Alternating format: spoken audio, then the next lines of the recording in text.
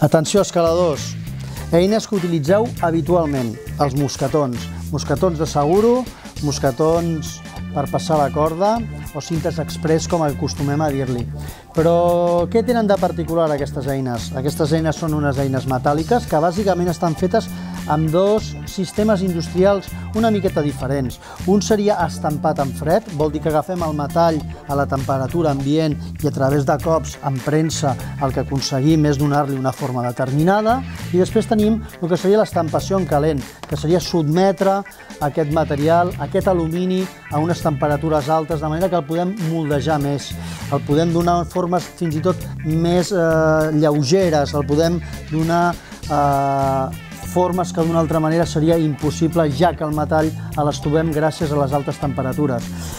Inconvenients? Doncs inconvenients habituals. El preu, la fabricació i els costos d'un mosquetó estampat en calent acostuma a ser més car. Recomanables? Sí, sempre que tingueu els diners. Però no venim a parlar exactament d'això, venim a parlar de detallets que estaria bé que tinguéssiu en compte. Un és que sempre que compreu uns connectors, uns mosquetons, us porten unes fulles de requeriments, d'ús i de manteniment. Estaria molt bé que us les miréssiu, perquè així allargareu la vida del vostre material i, per tant, la vostra seguretat. Però dades importants i objectives. La primera cosa que heu de tindre en compte és que tots els mosquetons per escalar estan homologats, passen una norma internacional i si no la passen no es poden vendre per escalar.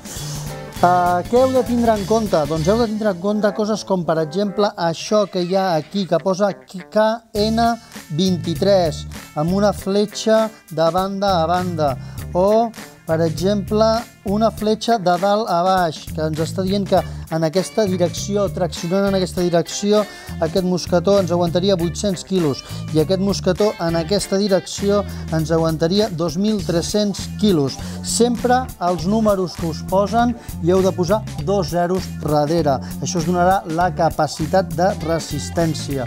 Això amb tots els mosquetons. Què és important o què és molt interessant del món del mosquetó? Doncs que una part molt important de la resistència no ve donada per al seu material, sinó per la seva geometria, amb la qual vol dir que els mosquetons sempre ben posats, que traccionin en la direcció adequada i aconseguir, òbviament, que treballin amb la posició de major tracció, de major resistència. Una dada a tindre en compte: un mosquetó obert canvia la seva geometria i pot deixar la seva resistència fins a en aquest cas, així per sobre, us ho calculo, a una tercera part, que és, molt menys. D'acord?